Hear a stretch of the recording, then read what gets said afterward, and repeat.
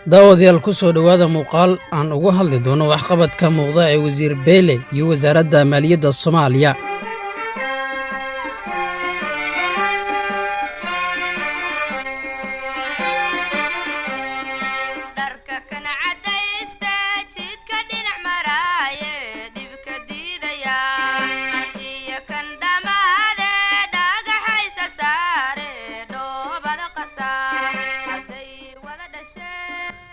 wasaaradda maaliyadda waa mid ka mid ah wasaaradaha ugu muhiimsan ee qaranka uu leeyahay,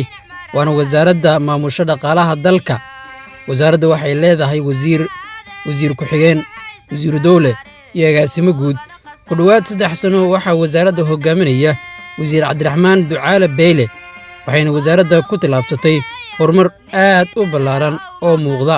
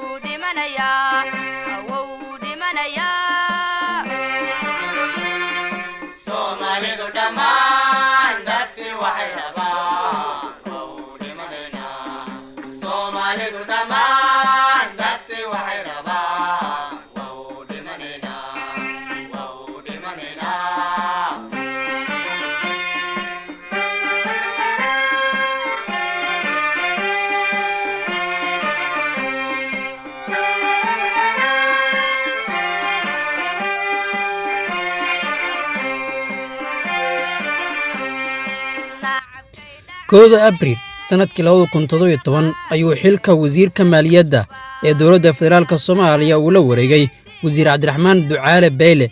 waxa uuna xilka uu kala wareegay Maxamed Aadan Fargeedi oo xilliga ahaa wasiirkii maaliyadda.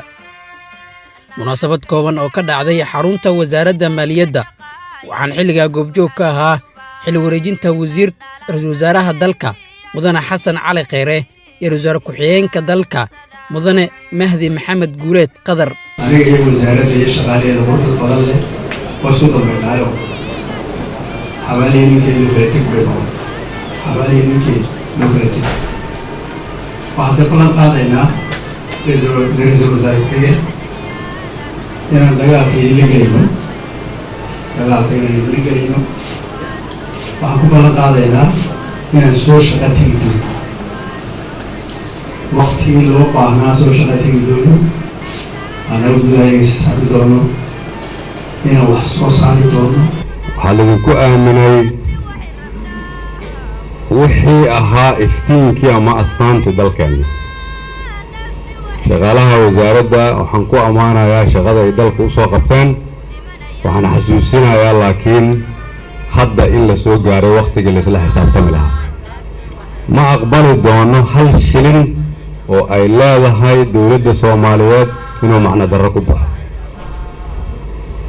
ma ahan inaan dacwo idiin qabno ama aan khalad fahamsannahay, laakiin waxaa muhiima waddankani inuu isku filnaado.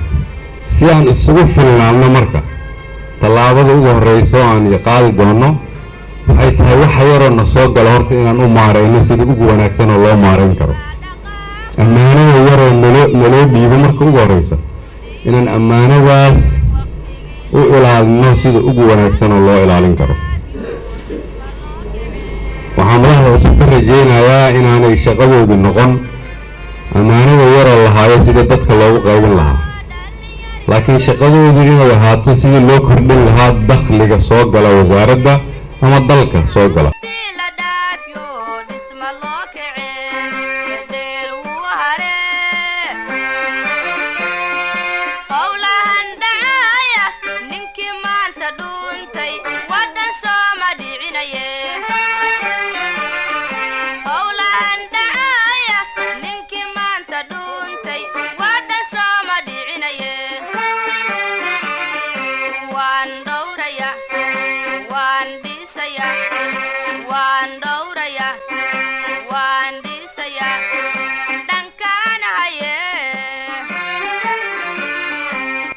intaa kadib wasiir beyle ayaa wax badan ka bedelay wasaaradda wuxuuna la yimid xirfad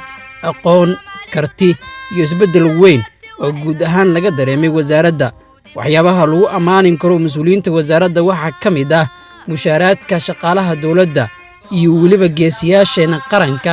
in bil walba 25-keedii ay bixinaysay wasaaradda intii ay jirtay xukuumadda uu hogaamiyo ra-iisul wasaare xasan cali kheyre taasi oo aan horay u dhicin burburkii kadib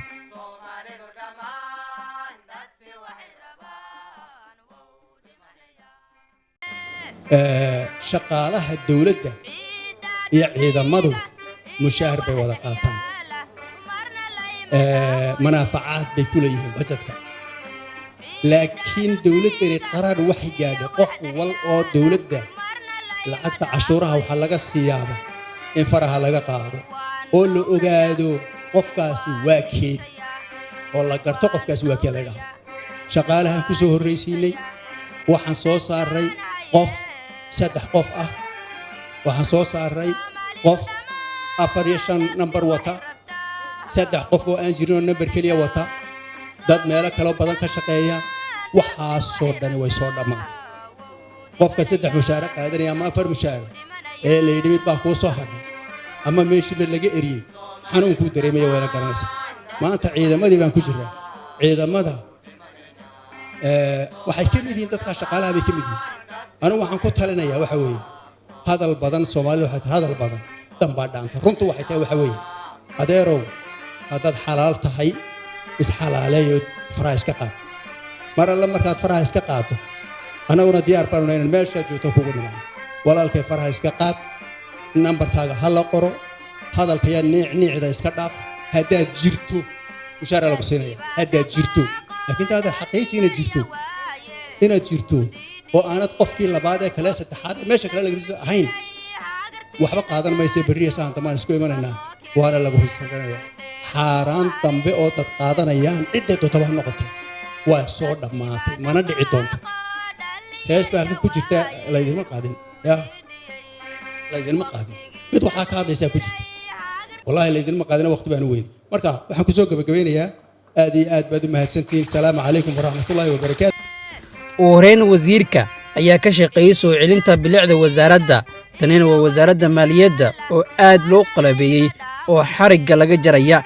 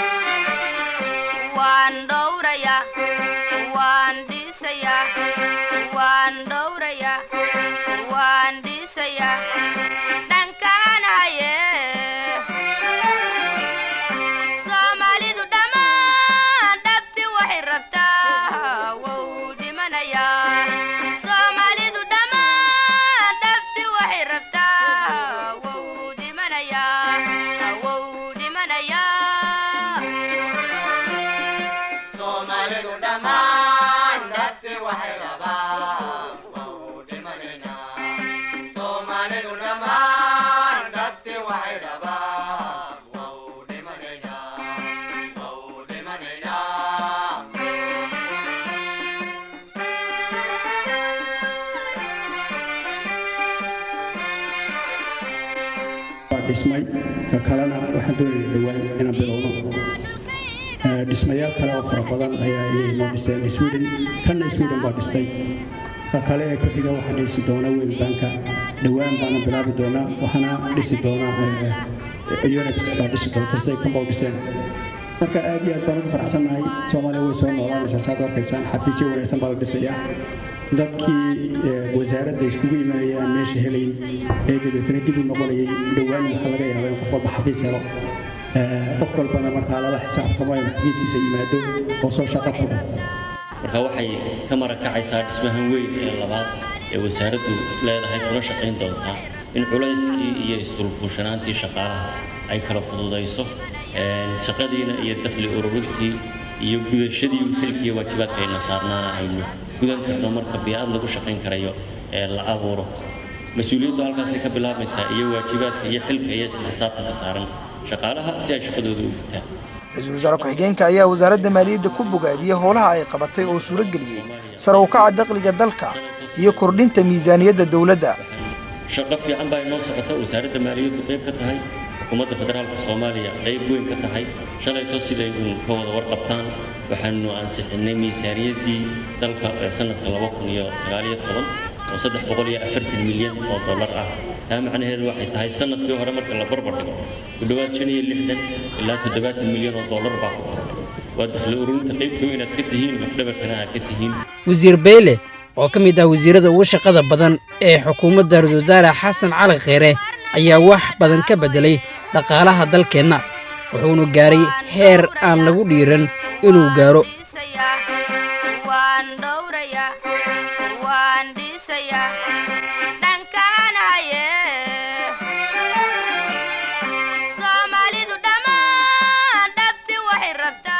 isbeddelka dhacay waa warhayn iyo korjoogteyn zaa'ida cid waliba samaysay ilaha dhaqaalaha iyada oo wixii tiyuubkaa soo galay aanu dhexda ka siiban daldaloolkii baa la awday intoodii badnayd. meelihii dad kale lacagta qabanayeen lacagii waa laga soo wareejiyey. central bank iyo wasaaradda maaliyadda oo isku lifaaqan gacmaha haysta ayaa marka taasaan odhan karaa waxa weeyaan waxyaalaha iska beddelay. arrinta deyn cafinta Soomaaliya waa arrin aad muhiim u ah Soomaaliya. wasiir Beyle ayaa gacan ka geystay sidii Soomaaliya loogu cafin lahaa deynta, iyadoona haatan meel wanaagsan ay marayso deyn cafinta Soomaaliya.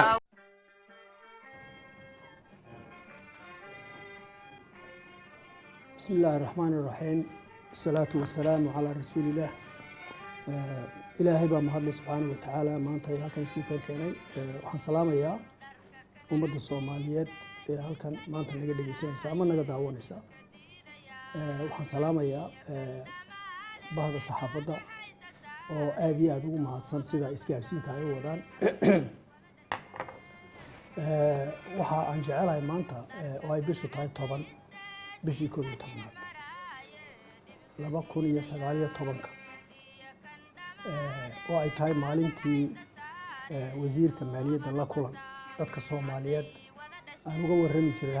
hadba halkay wax marayaan marka la eego maaliyadda iyo dhaqaalaha dalka. waxyaalaha cusubna laga sheekaysan jiray ay tahay waqtigeedii baa la gaadhay inaan idinka warramo 4 usbuuc ayna soo dhaafay waxay noo qabsoomay. hadba waxay qabsoomay inay idin wadaagna ayaan iskaga baranay. waxaa dhici doonta sidii caadada ahayd in marka kani dhammaado aan isugu iman doono meelo kale oo live wax la iskugu weydiiyo, su'aalo la iskugu weydiiyo si ay dadku uga baxaan halka wax marayaan, taladooda iyo tilmaantoodana ay la soo gaarsiiyaan.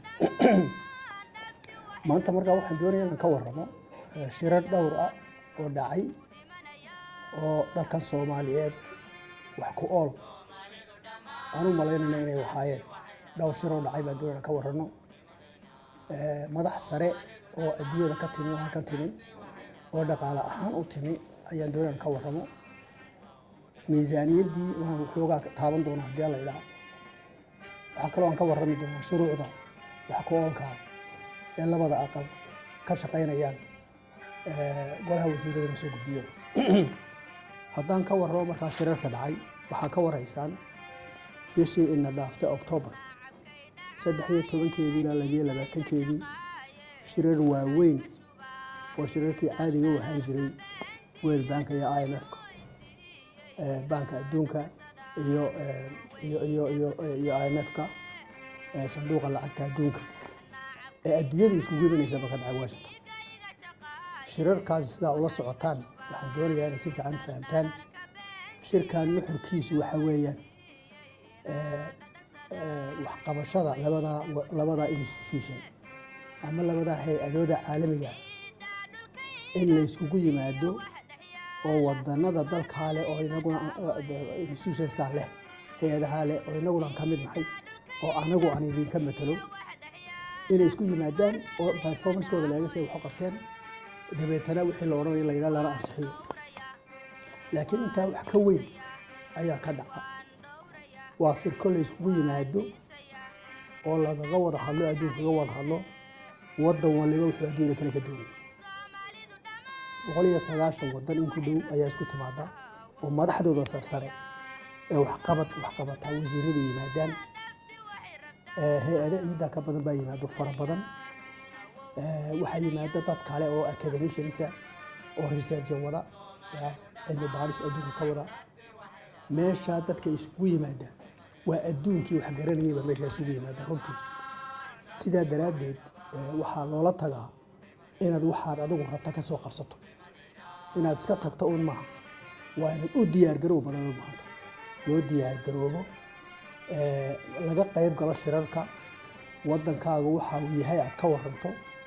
meelaha waddankaagu soo geliso kursiga waddankaagu leeyahay muuqdo ayaa runtii loogu talagalay in wadannada daneeya dantiina gooni ahaan loola fadhiisto ayaa loogu talagalay oo la iswareystaa loogu talagalay innaga arrinteenu aad bay u ballaaran tahay meesha shan waan ka soo baxayna faa'iido badan baan ku qabnaa inaan halkaa tagno shirkayaga wafdigayaga prime ministerku uu hogaaminayay halkaa waxaan ku tagnay dad fara badan oo meelo kala gooni ka socda wasaarada kala gooni ka socda hal muceedkeedana wuxuu ahaa arrinta dayn cafiska ayaa in laysla ogaado iyo inaan dadka ka dhaadhicino in anagu dhinacayaga qabanay ayaa runtii ugu badnayd waxyaalo kaloo badanina waa soo raaceen shirarka markaa innaga gunaanadkeedu wuxuu ahaa maalintii 17 Oktoobar ayuu ahaa shir baa la qabtay loogu talagalay Soomaalida kaliya oo la sii naadiyey oo laga sii shaqeeyey oo dadka loo sii sheegay oo ay hormood ka ahaayeen dowladda Ingiriiska African Development Bank World Bank iyo IMF iyo EU ya ururka isku taga Yurub ayaa isku keenay oo coacher gareynay ama wada maamulaya wada daadahaynay runtii markaan halkaa isugu nimid annaga ajendahayaga wuxuu ahaa waxa weeye international community-gu ballan baan galnay ballan diin cabis laydhaa baan galnay dhexdaan marada ku soo xidhannay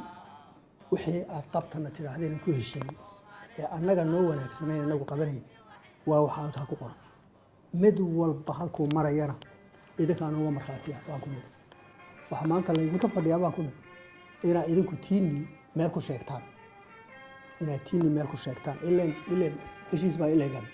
annagu taayada waan ka soo baxan tiina meel ku sheegtaan ayaa real annaga ahayd shirka markaas arrimaha lagaga wada hadlay waxaa ka mid ahaa Soomaaliya diyaar ma tahay in laga fadhiisto in deynta laga cafiyo diyaar ma tahay su'aashaas meesha taagnay su'aashaasi waliba diyaar ma u tahay hadday ha noqotana waa goorma goorta laga cafinaya ayaa meesha taagnay goorta marka la isla gartana maxaa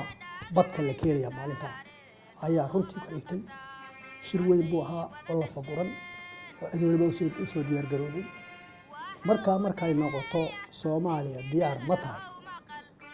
unanimously waxaa la isku raacay in diyaar tahay Soomaaliya inay diyaar tahay 4 waddan oo tartan ku jiray oo khayraadka meel la dhigay deen cabis tartan ugu jiray Soomaaliya Zimbabwe South Sudan iyo Sudan ahaa inay Soomaaliya mayl ka horeyso inta kale ayaa la isla gartay oo la isku raacay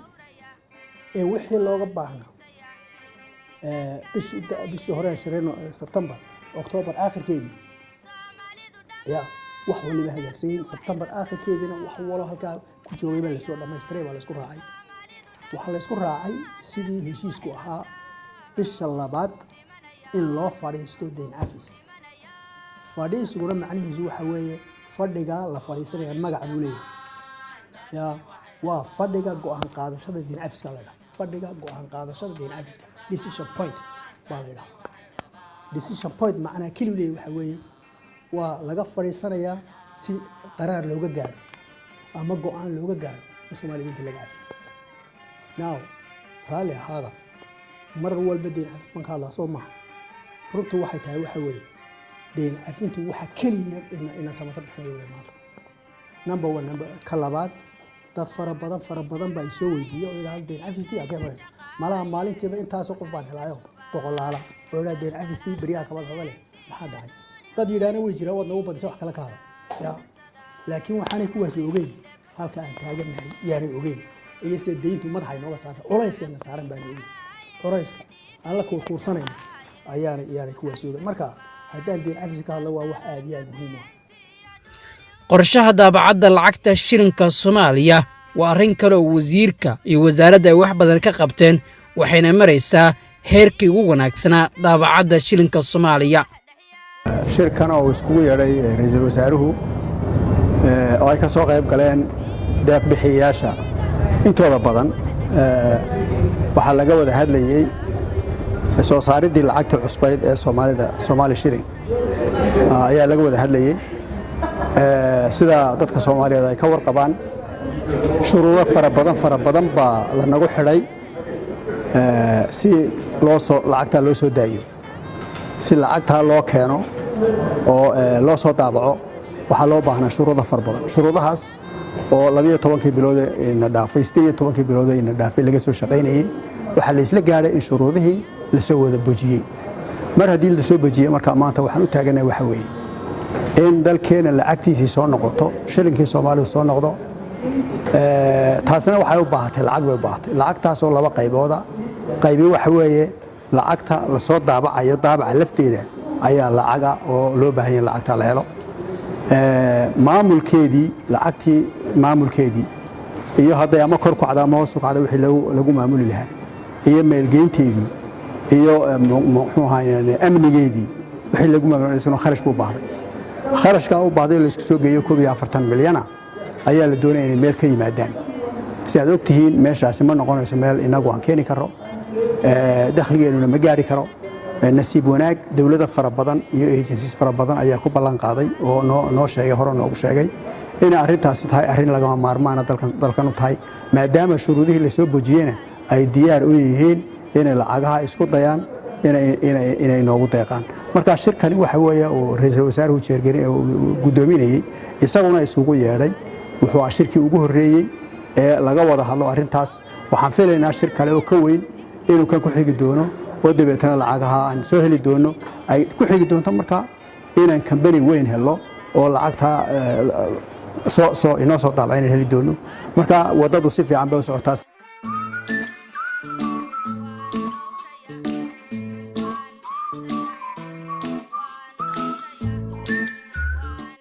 wasiir Beele waa shakhsi aan marnaba ka seexan shaqada qaranka wuxuuna habeen iyo maalin u soo jeeday sidii kor loogu qaadi lahaa dhaqaalaha dalkeenna iyadoona labadii sano ee la soo dhaafay dhaqaalaheenna uu aad u kobcay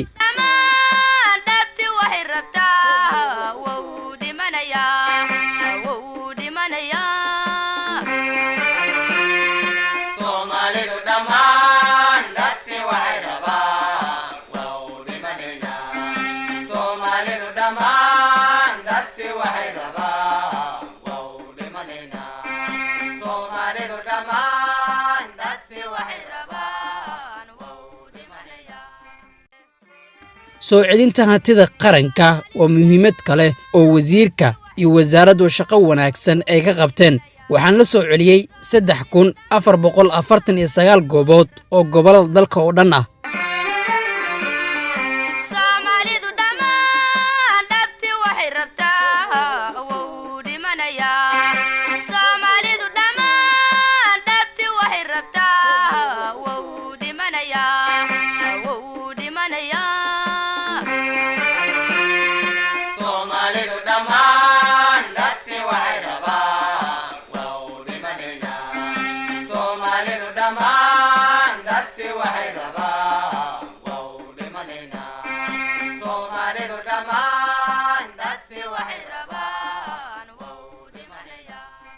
بسم الله الرحمن الرحيم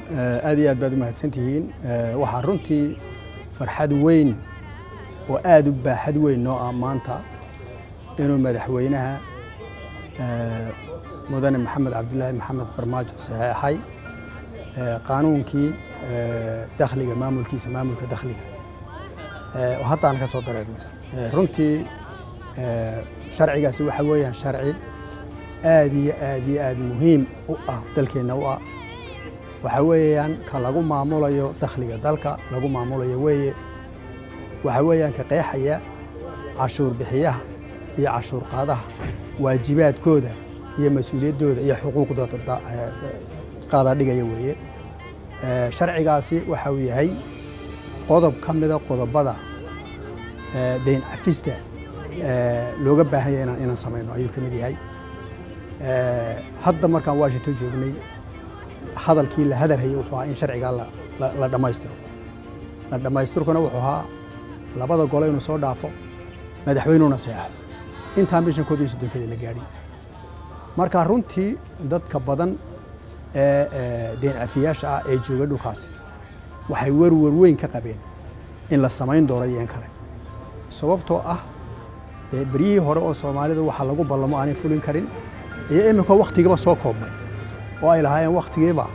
10 cisha ka hadhay iyo baarlamaanada oo la islaha malaha saxin maayaan ayaa runtii warwar weyn baa ummadda adduunka ka haysay laakiin waxa mahad iska leh runtii ilaahay baa marka hore waa mahad iska leh oo ina karsiiyay arinta inaan samayno calaamad waxay tani u tahay waxa weeyaan Soomaalidu waxay damacday inay samaynayaan waxa markaa mahad weyn aan u celinayaa gudoomada labada gole labada baarlamaan gudoomiyayaasha iyo gudoomiye ku-xigeenada iyo gudoomiyayaasha labada gole ee gudida maaliyadda oo aad u soo shaqeeyay si Soomaalinimo u soo shaqeeyay si xanuun iyo damqasho leh u soo shaqeeyay oo diyaar gareeyay oo soo dhameeyay waxa kale oo mahad iska leh dawlad goboleedyada iyo finance-kooda oo iyaguna si fiican noola falgalay oo si fiican noola shaqeeyay Addis Ababa markaan tagnay iyo markii Garowe aan tagnayba oo isla soo qeexay oo isla soo gartay oo documentkiyo dhan la keenay markaa baarlamaanka la keenay runtii maanta farxad weyn bay noo tahay malaha waxay ku qaadatay 2 maalmood labada gole inay labaduba dhexda u xidhaan ay u soo jeedaan yani ma dhamayn karayo anigu sida shaqada ay qabteen haddaan maanta oo dhan sharax shaqo fara badan bay soo qabteen waanan u mahadnaqaynaa ummadda Soomaaliyeedna runtii inay u mahadnaqday weeyaan dadaalka ay soo galeen marka sharcigani laba arrimood buu qabanayaa mid waxa weeye sharcigeeni maamulkii baa maanta hirgalkuna waxa weeye madaxweynaha uu saxo waxa weeyaan in lagu dhaqmay noqonaysaa talabaadna waxa weeyaan caqabadii inaga hortaagneeyay ahayd in la buuxiyo oo deyn cafiska ahayd oo iyadiina markaa halka maanta ay ku dhamaatay marka aad baan u faraxsanahay waxaan ku rajo weynahay marka sidii madaxweynuhu imika inoo sheegay dhaqan gelin doono waxa kale oo ku rajo weynahay shuruucda kale hadhay baarlamaanku soo inaga ballan qaadeen in iyaguna sidaas leh anaguna waa dadaalkay waan laabayna cid waliba dadaalkay in la laabato weey xaqiiqadu waxa weeye bisha labaad ee sanadka soo marka la gaaro meel wadadan ku soconaana waxa weeye diinta la naga cafiyo diinta cafiteeduna macnaheedu waxa weeye deyntii oo la duudubo meel la dhigo iyo in waxyaalaha kale ee dalalku ay hor ugu maraan la inoo furo oo particularly qolooyinka muxuu IFIs-ka la yiraahdo waa World Bank iyo IMF-ka iyo African Development Bank Islamic Development Bank lacag fara badan ay hayaan inay noo soo furaan oo dalkan dhismihiisa laga qayb galo oo dhalinyarta shaqa abuur loo sameeyo oo biyo xidhan la sameeyo biyaha imika fatahay inagu soo fatahay muxuu haynaan balad weyn waxa weeyaan baalkii ma la dhoobo qaadin kharash baynu weyn lagu dhoobo qaado every year saas oo kala dhacaysa marka waa laana dadkii baan ka dambaynaa waxaynu u baahanahay kharash baan u baahanahay lacagaan u baahanahay lacagaasna looma baahna inay deyn noqdaan waxa weeye lacaga deeqa weeyaan oo wadanadu seemarba u kala hooseeyaan ayay u kala helaan marka deeq baan filaynaa ballanqaad weyn baan haysanaa innaga mas'uuliyaddeena saaran marka adeer waxa weeye inaan dhinaceena ka soo baxno sidoo madaxweynuhu sheegay deynta in naga cafiyo innaguna qayb baan leenahay oo xoogga ugu weyn inagu waxa ugu weyn inaan xamliga ugu weyn qaadno weeye laakiin dadka kale iyaguna mas'uuliyad leeyahay baanakaas mas'uuliyad leh dadka kale lacagaha inagula wadana badan ayaa mas'uuliyad leh laakiin maanta waxay noo leedahay waxa weeye in qolo waliba isleedahay Soomaalidu way isbedeleen aan wax la qaban aad iyo aad horuwaday horteelka dhalinyaro horuwaday hawl wadenko horuwaday horu socodko horuwaday imiladeenu waa halkeedee horuwaday hagaajinteenu toosin weeye horu wadaay miiladeenu waa halkeedee horu wadaay hagaajinteennu toosin weeye horu wadaay xurnimadaan u halgamayno midnimadaan ku haminayno horumarkaan higsanayno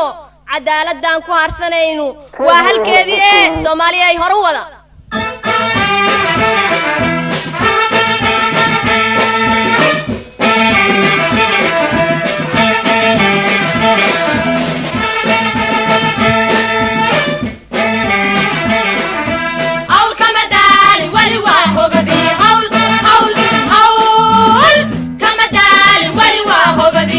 كمدال ولي واهوغني حول حول حول كمدال ولي واهوغني حول كمدال ولي واهوغني حول حول حول كمدال ولي واهوغني حول كمدال ولي واهوغني حول حول حول كمدال ولي واهوغني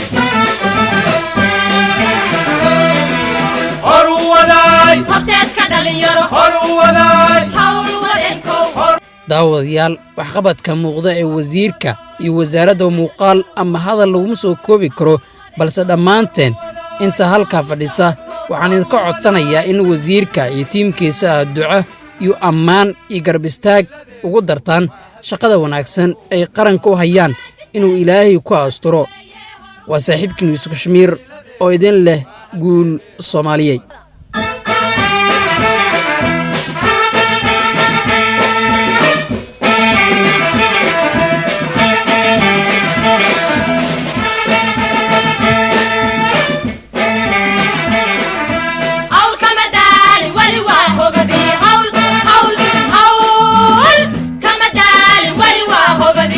كمدال ولي واهوغني حول حول حول كمدال ولي واهوغني حول كمدال ولي واهوغني حول حول حول كمدال ولي واهوغني حول كمدال ولي واهوغني حول حول حول كمدال ولي واهوغني